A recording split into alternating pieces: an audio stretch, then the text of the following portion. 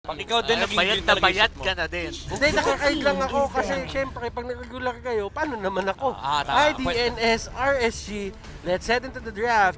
IDNS, they do ban out the Your team Estes is and banned. Jawhead, if I'm not mistaken. For RSG, SG, it's going to be the Selena and the Matilda.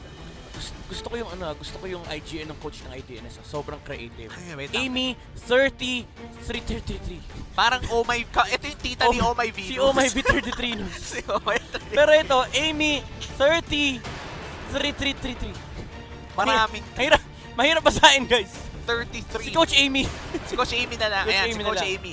Anyway, again, for RSGSG, you have to go back to your to the fundamentals of Mobile Legends professional team. You ban out the Matilda, you ban out the Selena when you're playing on the second pick. Now, you already see that IDNS, they're banning out the Estes and the Joyce. You start thinking of heroes like Benedetta, Paquitos, the Eves. So yun yung mga heroes na kailangan i-consider ni RSGSG. Then you start building upon on those bans na kapag kunwari, ang lumusot is, for example, si Eve. Then you get the trade of the Benedettas for RSGSG. But the problem is, they don't really favor that kind of, they don't favor those openings for RSGSG. RSGSG. They heavily favor the likes of Jawheads, the Chos. So dito pa lang may inherent problem ka na with how RSG approaches things against IDNS.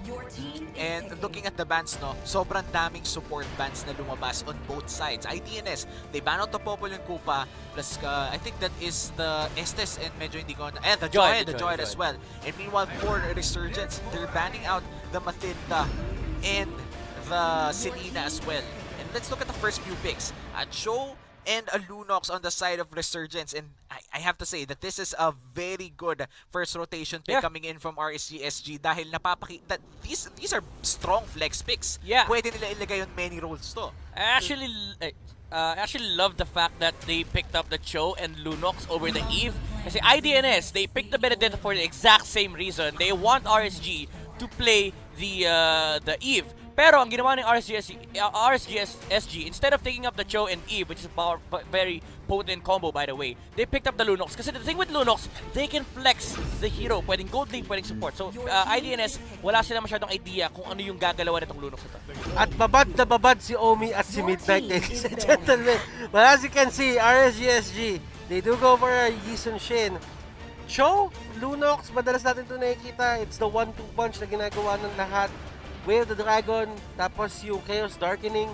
It's almost a sure kill for the one na talagang tatamaan nun. Yeah. Yisun Shin just gives them all in all yung vision na pwedeng gawin and yung burst potential na hindi mo makikita usually sa mga marksman jungle aside from Granger. Speaking of Granger, nandiyo sa may kabila sa side ng IDNS, Eve and the Benedetta, and seems to me that they're just picking their comfort picks right now. Yeah. You know, these two teams, they heavily favor marksmen. Especially RSGSG. Ito yung mga na-influensya ni RRQ dati nung sinisimulan nila yung double marksman strategy.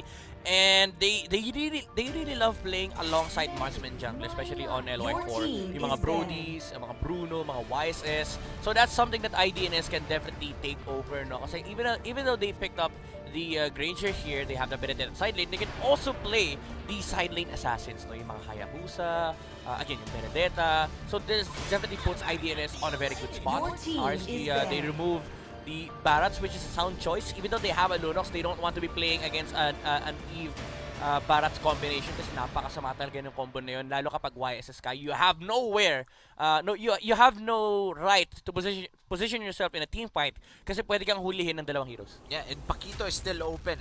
Barats is banned already for the side of RSGSG. Paquito is still open to take for any offlaner here in this game. Again, this Benedetta could be flexed papunta sa jungle role if ever hindi siya ilalagay sa offlane, and Paquito could be a good choice. But RSGSG, they already have information and scaling on the side of the Yisun Shin. Ang gusto kong makita is a viable frontline. Kumbaga, someone that could at least survive ng konti para mabigyan ng oras or mabigyan ng opening. Actually, kahit hindi oras opening ang kailangan ng RSGSG para makapasok ang Lunox at ang Joe. Kinuha yung Paquito knowing na tinanggal kasi din yung Barats. This is something that that's really popular in SG and MY. Tinatanggal yung Barats, then they pick up the Paquito. And I like the fact that IDNS, they banned out the Zask. They saw this in MPLSG no, na kinukuha dyan sa spot na yan, just sa specific spot na yan, yung Zask. You don't need to last pick the Zask if you already see 2 cores on the side of your enemy kasi alam mong walang papatay doon sa mga Neopets ni Zask. Last 2 picks for the side of IDNS, RSGSG sitting pretty doon sa pick nila. Blue ang kinuha ng IDNS. This is actually a standard draft na ginagawa sa mga MPL countries in IDNS. They're running it in a way na parang, alam natin tong teritoryong tinatapakan natin. Well, meanwhile, for RSGSG, they still stick true or they still stay true doon sa kanilang identity, knowing that they do have, sabihin na lang natin, their best Isonshin player. So that means for RSGSG, this is their comfort zone. Alam nila kung paano patakbuhin to. Now, ang tanong dito sa pinakadulo is ano nga ba yung hero na kukunin nila? Is this going to be a tank? Is this going to be another side laner? Well, hopefully someone that could protect and engage, pero looks like they're gonna go for the beefy frontline instead. Uranus for the side of RSGSG, definitely someone who could buy time and space. Depende na lang kung paano nila lalaroin. We did see the Uranus pick up earlier as well, and it was really good in the hands of Renzo. And speaking of space, well, actually, alien siya. So, kaya niya magbigay ng space talaga. Oo nga eh. And, Actually, ayun. planeta siya eh. Planeta siyo. Oo nga eh. Planet. Pero pwede naman kasi nasa labas ng Earth. Alien pa rin. Alien pa rin. Pwede pa rin. Pwede And pa rin. as you can see, yung draft na nangyari doon, ladies and tumingin gentlemen, napakatindi ng bigayan na itong dalawang teams na to. Although, we don't really know kung ano nga ba yung Diggie strategy na gagawin dito ng IDNS. This could be a normal Diggie strat or this could be a feeding Diggie strat. And tingin ko, for them, nakakamdaman ko na parang meron silang something up their sleeves, yung IDNS. Kasi nga, information is limited. Di natin alam kung paano sila tumatakbo. Yeah. They might have a new flavor dito sa ginawa nilang track. Yeah, honestly, I wouldn't recommend Diggie feed here against Lunox and Cho. Those two heroes beat up the Diggie so bad. Yung parang si YSS ang gagawin niya, bahala na kayo dyan. Kahit sundan siya nung Diggie, it's not gonna matter kasi didikit lang ni Cho yung YSS, siya sasalod ng bomba, and then they can easily take down the Diggie. Now, the problem with the lineup of RSG right now is that there's a glue on the side of IDNS. Now, glue is naturally just really good against YSS. By the way, wala yung ano natin kanina. No? Wala yung washing natin eh. Naabangan ko din eh. Hindi, ni-repair. Ni-repair. Kasi makina yun eh. Kaya baka nag-overheat kanina kasi sobrang init ng laro, ng execution. Pero pasok na tayo dito sa ating match number 5 of the day. If tama ba ako, Butters? This is match number 5 indeed. This is I Do Not Sleep versus RSG. This is game number 1. I Do Not Sleep. Anong ginagawa nyo? Paano kayo nagpapahinga? Photosynthesis ang tawag dyan. Oy, Camela, pumasok Diggie feeding strategy nga to. Yeah, they're gonna go with the Diggie feeding strategy. Akala niya, tinamaan siya nung skill ni Sana, so that's why he immediately decided. And I like the choice here of our Resurgence. No? They immediately went to the purple buff. Di na nila pinansin yung small green sa may baba ng orange buff. But the thing is, it's really hard still for RSG to completely just focus on the buff kasi guguluin sila ng Diggie and Eve. Now, Diggie is really strong with contesting the jungle buffs, pero pagdating ni YSS ng level 3, this is gonna change up. And Camela, nakita natin sa kanya kanina, she is the one playing the Diggie, and I like this. This is representation. Yeah, and apart from representation, nakakalaro naman siya kasabayan ng lahat. And it just shows the very equal talaga ang stage ng MPL or ng MSC rather. MLBB in general.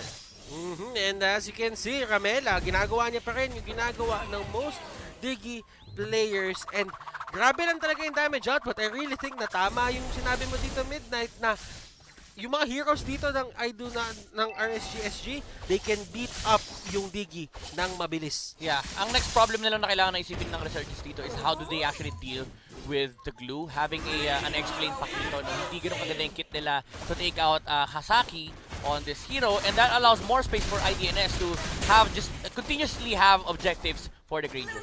And speaking of objectives, para sa Granger, they do secure that turtle and I do not sleep. They are not ahead pa naman in terms of gold dahil nga dito sa Diggie feed strategy, pero medyo napapabagal talaga nila ang paglabas ni LY4 dito sa kanilang jungle. And tinamaan doon si Fosa. And Fosa with a 403, LY4 with a 305. But don't let those numbers fool you. Hindi yan nagtatranslate into the goal na kailangan nila. Ayun Pero ang masakit. yan ang masakit na pick-off. Giving itong si LY4 kay Easy Bunny. Yung ano yun eh, may bounty yun eh. Yeah. May dagdag na na gold yun Dagdag kapag laman? na-takedown siya eh. Dagdag laman yun. So ibig sabihin, for LY4, hindi ka nakuha yung dapat gold na nakuha niya dun sa mga kills na nakuha niya sa Diggie. Nakuha pa siya ng bounty. Nakuha pa siya ng Daming bounty. kumuha doon. Ang daming kumuha doon.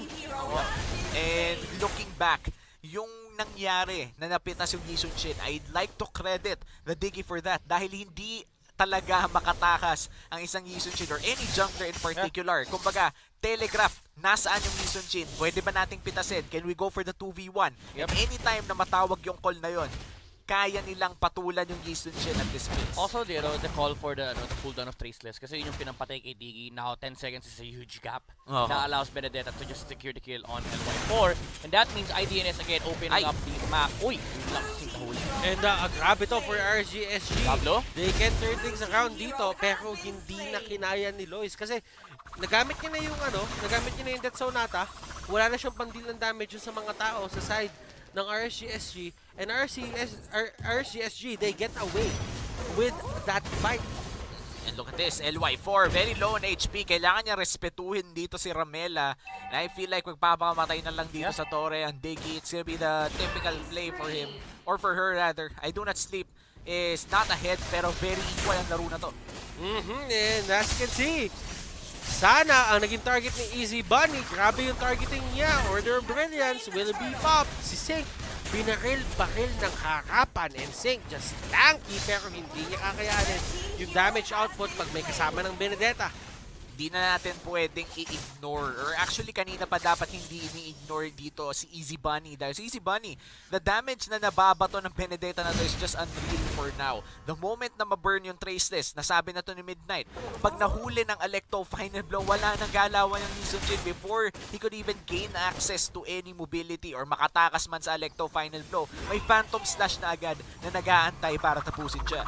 At LY4, patakbo-takbo na lang siya dito. Alam niya kailangan niya i-shake off to. Dumating na sa point yung RCSG, sinabi na nila, huwag na natin samahan si LY4. Hayaan nyo na siya, kaya niya na yan mag-isa. Habang kumukuha sila ng kill. Do you think this is the right move, Midnight? I think it has its benefits and downsides, no. Kasi what grouping up allows RSG to do is take objectives alongside their teammates. Now, ang ginagawa naman ng RSG ngayon is naghihiwa-hiwalay sila. They let the YSS farm habang pinapatay niya si Diggie. It allows Lunox and Cho to have a better time helping out other parts of the map beside RSG. Pero ang trade-off doon is yung economic battle. No? Nakakakuha ng maraming resources si Idns while nagugulo pa rin si YSS. And LY4, level 9 na si Loy. Siya ay level 7 pa Diablo. lang, pero Diablo.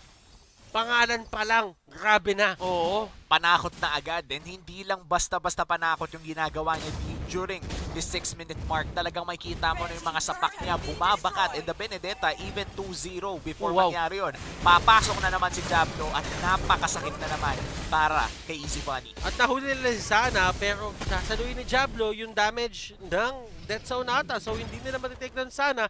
And that is great communication and teamwork para sa side ng RSGSG. Alam mo, sobrang galing magpakita ni Diablo, no? Able to get out of that specific team fight. And kanina, ina-address natin yung glue sa side ni IDNS. He was able to actually solo kill Hasaki on a, I think that was a skirmish on near the turtle. Before the fight started, he was taking down the glue. And as the minutes go by dito sa larong to, Ramela, hindi na siya nagiging threat yung Diggie niya.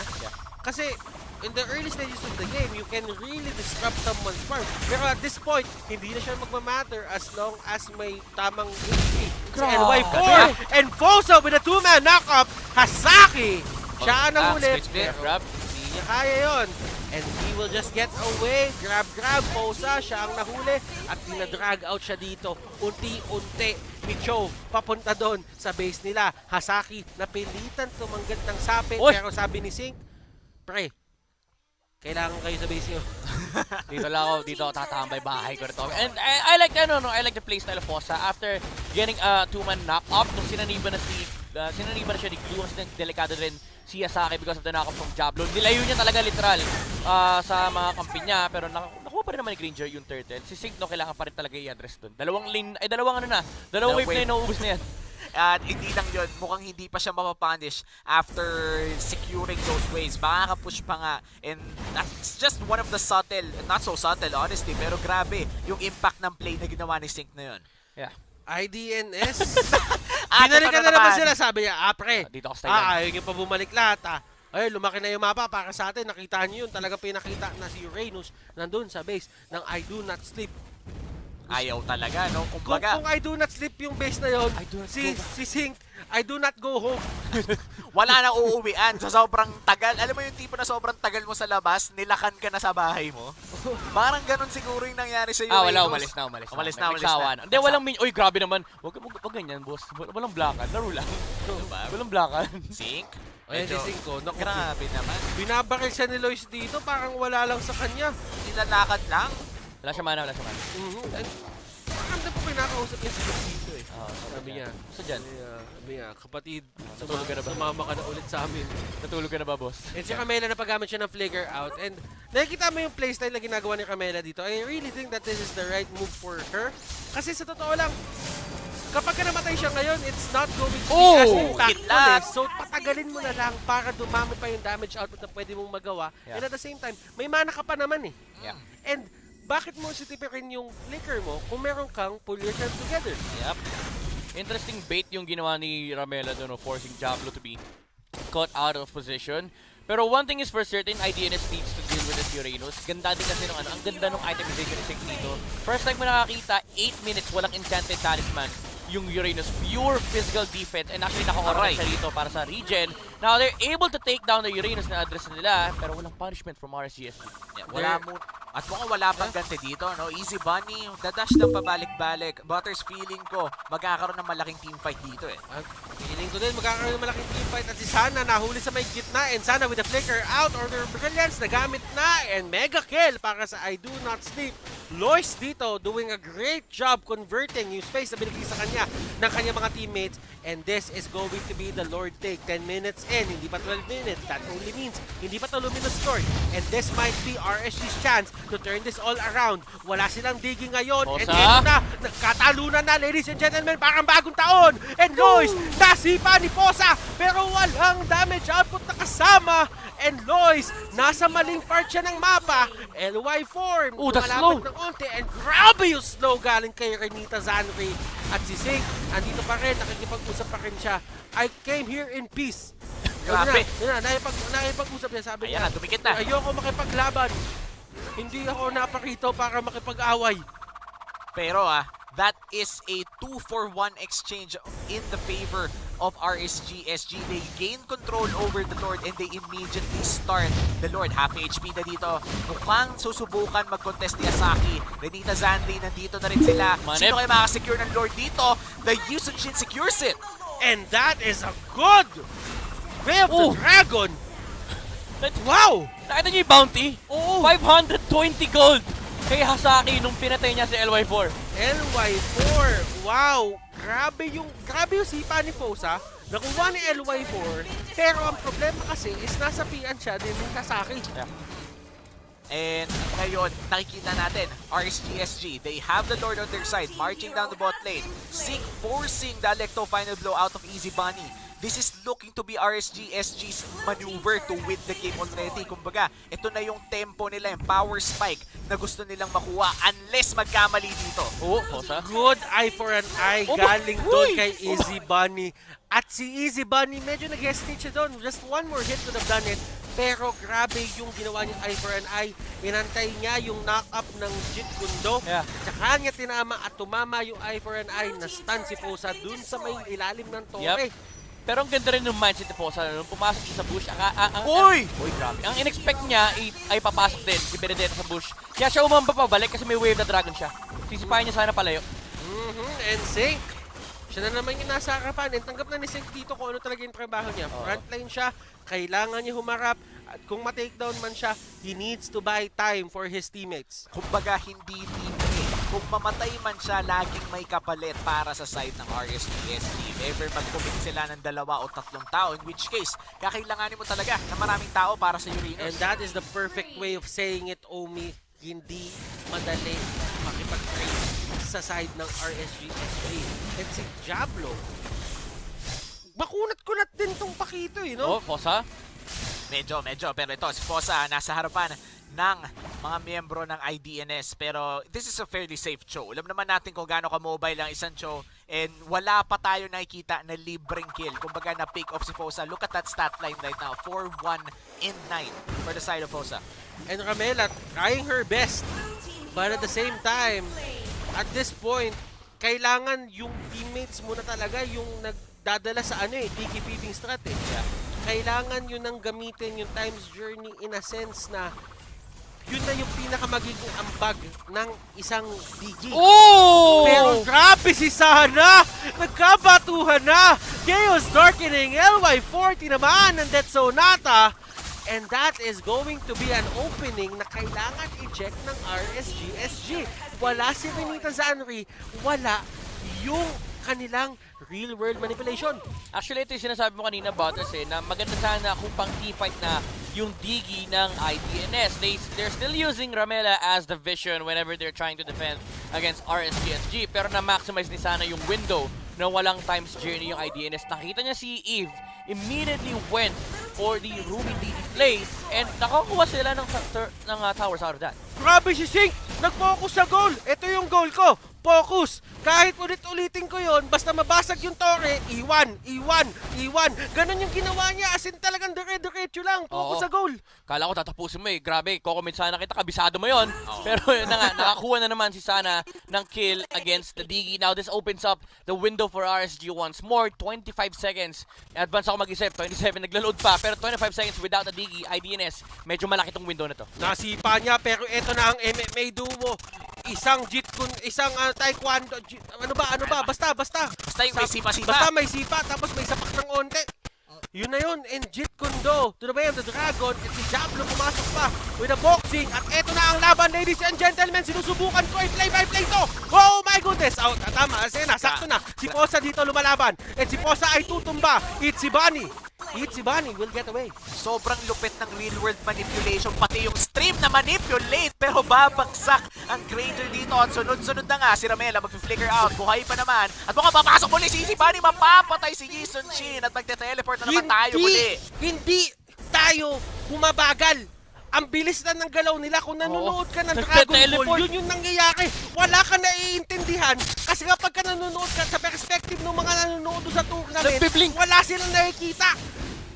Sobrang bilis lang Yun talaga. yun! Unli yung flicker! Wala! Naka-ultra instinct sila lahat. Tingnan mo si AC Bunny ngayon. Naku po, nandun na sa kabila. O, Wala na. Pagod na. Nakamihim. Pero Opo, babalik! Yan! Naku! Pinasarap lang. Ganun yan. Speed mode yan. Kala nyo lang na may nangyayari pero wala. Wag mo lalabanan si Sana. Wag na wag. Kasi siya si Sana. Sana Mabu. Sana mabuhay?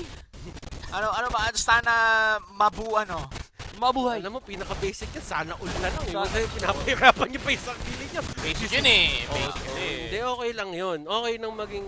Ayun na. Well, ito na. hindi na tayo pumunta doon. No. RSGSG, they take down Ramela. And Ramela... Ayun na, Dragon Ball. Let's go! Sobrang bilis. Sobrang bilis yan. Ayan na, Ultra Instinct. Diba sabi ko sa inyo? Di ba nawala yung buhay ng Si Lord W, sabi niya nagbiblink yung mga kalabang ko. Kung tayo nga hindi na rin nakikita, mas lalo na si Lord nakaupo lang siya hindi niya nakita, bigla na lang nawala yung buhay niya. Yun yung tipo na pag dumaan yung samurai, tapos nakapagsalita pa siya, biglang hati na pala yung katawan niya. Yung mga ganun. Actually, tama ka naman. Pero I do not sleep. They need to stop the bleeding right now. What's the first step? Take down this Lord. Kailangan nila gamitin dito sa Ramela in a team fight way. Meron siyang items. Hindi siya behind.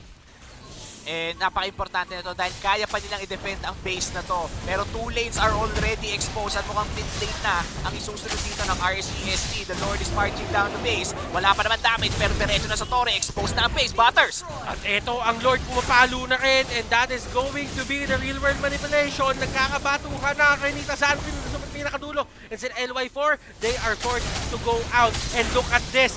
Collapse na binibigay ng RSGSG isang member! Wow! Grabe yung glue doon! And Sana will get caught out. At ito na yung sinasabi natin. Ginamit nila sa Camela in a team fight way. And they actually stop yung RSGSG from pushing yung base nila all in all. And that is with the Lord. Oo, alam mo, kung nanonood man si Renji rito, sinasabi niya na kay Sink, ha, na-experience ko na yan. Papunta tayo sa game na matagal-tagal, pero mukhang palaban si Idns, ayaw niyang papigil. Gusto nila makakuha pa rin ng advantage, but then again, RSGSG, sila yung nagko-control ang mapa ngayon. They're just waiting for an opportunity to take out the base of Idns. Pero ang ganda lang kasi na control kanina, yung real world manipulation, 3 wave yung na-clear. Yeah, and I do not sleep. They defended their base. Hindi lang natapos yung laro. Pero sabihin na nating nakuha ng RSGSG yung gusto nila makuha nun. And that's the 3 inhibitor turrets. Exposed na ngayon ang base ng I Do Not Sleep. And if you talk about an exposed base, usually RSGSG, ang gagawin na nila dito, i-clear out na nila ang mga jungle camps ng I Do Not Sleep. Dahil ito turtle nila, hindi na ito yung turtle na pinapatay kanina. Kumbaga ikukulong nila sa sariling shell. At mukhang si Sink na matitira dito. And Sync will go down, and very costly yung death na yun for the side of RSGSG. Kasi you would want full control of the map, pero with one person down, hindi magbaback down ang I Do Not Sleep. Hindi rin sila natutulog at mukhang dediretso na sa mid lane na second tier turret, pero nandito ang mga tropa ng RSGSG para protektahan ang kanilang turret. Oh, Diablo! Nakahanap ng isa! At Diablo, hindi na kaya ng damage niya ngayon yung ginagawa niya, and he's gonna get punished. Kaya sa akin dito, pabalik-balik sila actually. And that is going to be another pick-off for I Do Not Sleep at RSGSG. Ano nangyari sa kanila dito midnight? Alam mo, hindi ka talaga mananalo sa mga taong di natutulog. Palaging handa ang Idns. Isang mali lang ni RSGSG ang bilis ng pagbaliktad ng momentum. It started from Sync. Yung actually medyo hindi unnecessary yung ginagawang pag-contest ni Sync doon. In-overestimate niya yung kanyang tankiness. And at the same time, yung ginawang sandwich play ni Fosa at saka ni Diablo, it was unnecessary as well kasi na-clear naman na ni Sana yung minion wave. Nakita pa ng Idns yung dalawang hero sa may likuran, and they immediately went for the punish. Yeah. And you really have to give it up kay Camela dito kung paano niya nilaro yung early game up to the late game, and right now she has a new role.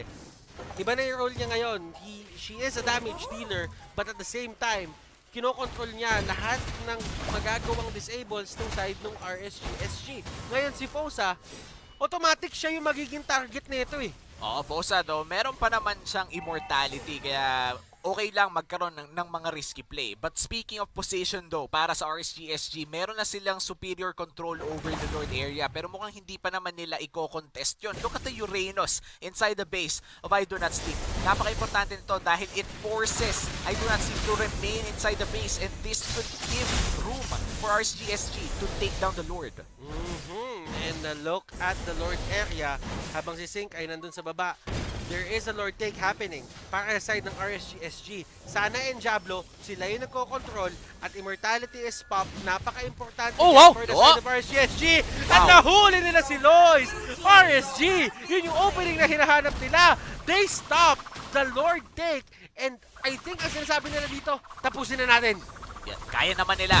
40 seconds on Ramela here. A 3v5 will happen for RSGSG versus I Do Not Sleep. But they're gonna take down the Lord instead. Pero nagpe-pressure din sila sa base. Gusto ko to parang two-pronged attack yung ginagawa nila. May nagpupush sa base, merong naglo-Lord, at dahil kulang sa tao si I Do Not Sleep, hindi alam kung anong gagawin against RSGSG. They're forced. And Easy Bunny caused the pick-off. This is the worst time para ma-pick off ka na merong pang Lord na padating. Sobrang sakto pa yung dating ng minion wave. The moment na ma-take down nila yung Lord, labas agad yung Lord. And now, 3 people are gone. This just might be it, Butters. This just might be it. Nandun sa may likod. Sana ginamit niya na yung Sana DD play. Ramela with the reverse time and Order of Brilliance is there. Time's Journey, sinubukan Noise i-mitigate boy lahat na. ng damage. Kakayanin ba nila i-clear? That is going to be a no. And RSGSG, they secure game number 1. Diggie strategy,